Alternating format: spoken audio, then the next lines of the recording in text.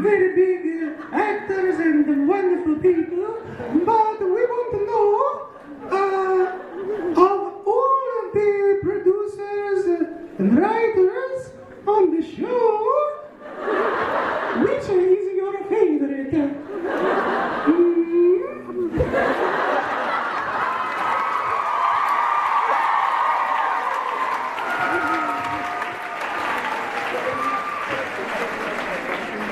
Ladies and gentlemen, I'm not going to answer that. there is a correct answer. The answer is Bob Singer and Eugenie. Because that's the obvious answer. That's the obvious answer. And also the correct answer. Guys, can you just give warm? I'm gonna invite some people up on stage with me to just. They're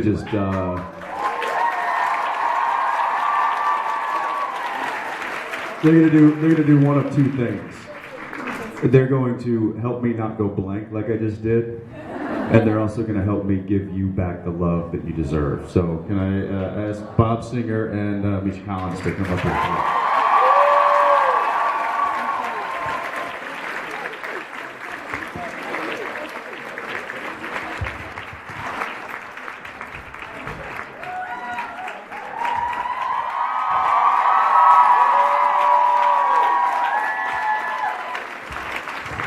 This is a momentous occasion. This is a momentous occasion. This is Bob's first.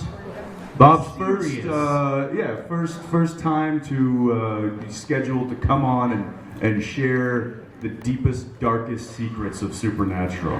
Because if there's one man that knows them better than any at all, it's this one right here. Maybe. Hi Bob, how you doing? I'm doing okay. How you feeling? I'm a little nervous. This is a rough crowd, by the way. They will tear you to pieces. And a big crowd. Wow. And a beautiful crowd. Yeah. All right, calm down.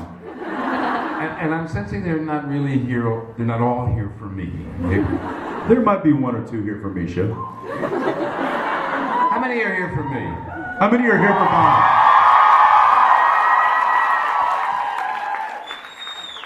Hot crowd. I don't believe it. Anyway, I thought, and the reason I wanted to come, and I know you come to see these guys, and they're special, is that maybe I could give you just a different perspective from what the actors do. If you have any questions about the writer's room or what it's like to direct these guys, or just everyone's we probably don't want to get into that. So that'll be my purpose. So fire away, and if you have any questions for me. Let me say to this young lady here, apologize about the moral of the story. I will think about that, and I will find you. I think I can recognize the outfit. So yeah, I'll see what I can do there. Did we walk in on you just going blank? Yeah, Is that what you happened? did. That doesn't happen that often, just so you know. But you were like this.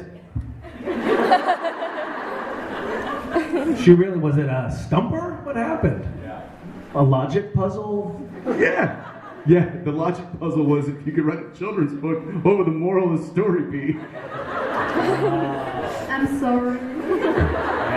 Yeah, you did it. You stumped me. That is tricky because Congratulations. he raises immoral children, so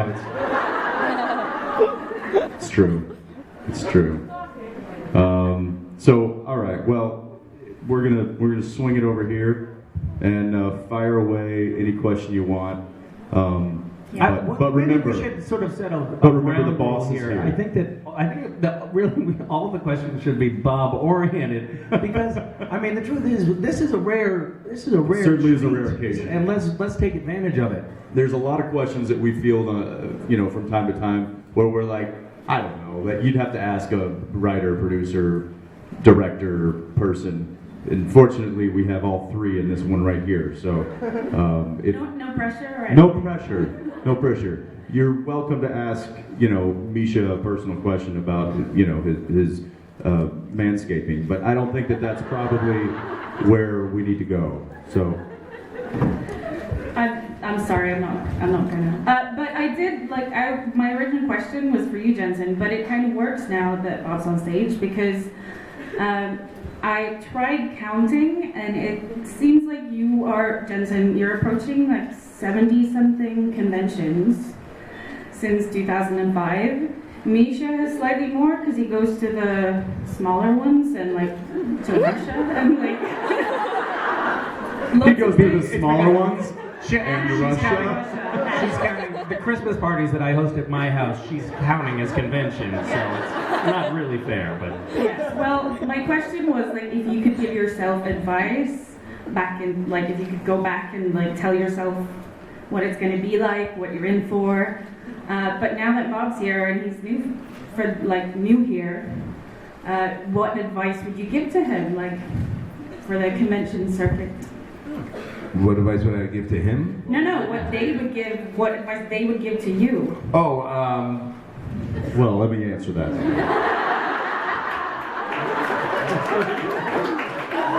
Bob, I got this. I got this.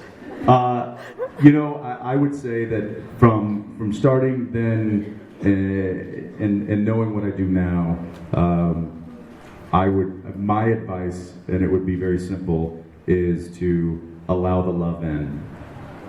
I don't think I did that very well in the beginning because I was uncertain how to process it. Because you guys give a lot of love.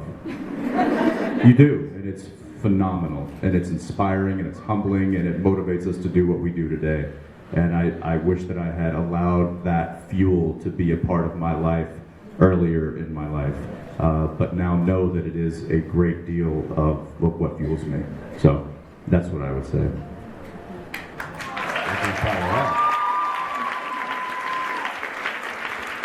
Thank you. I have questions for Bob as well, but I'm going to go back in line. Oh, that's very sweet. Okay, all right. Hi there. Hello. Well, the question was for Jensen, but maybe someone wants to answer it.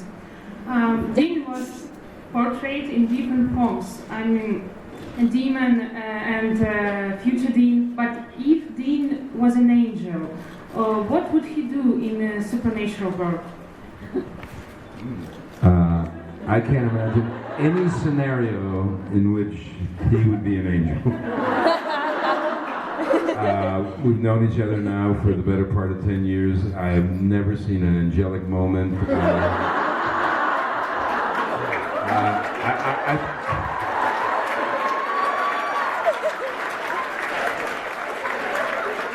Were he to become an angel, I think the first thing he would say was, "Get these goddamn wings off of me, I don't like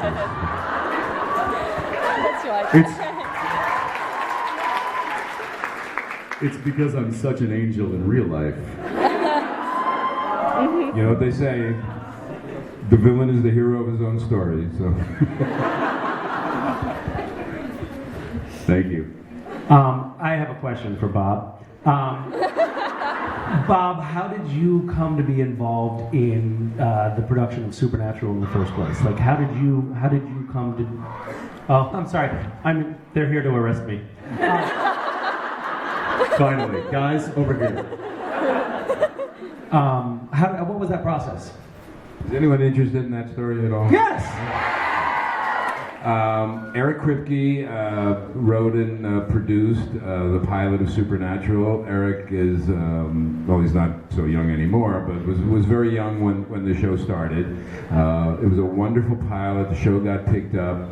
They felt that Eric needed a sort of older, more experienced guiding hand to help him mount the series. I think if you would have asked Eric at the beginning before we got together, he probably would have said, "I don't need any old fart telling me what to do," but be that as it may, I looked at the pilot, Eric and I got together, I liked the pilot very much, and after a number of meetings with Eric, we decided to give it a go and to try to be partners in producing the thing.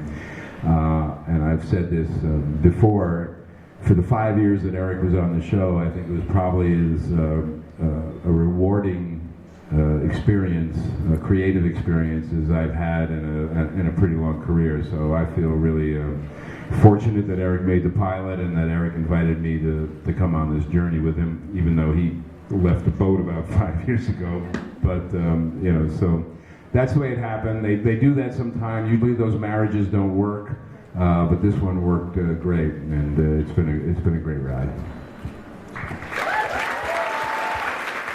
I have one more question. It's a two-parter?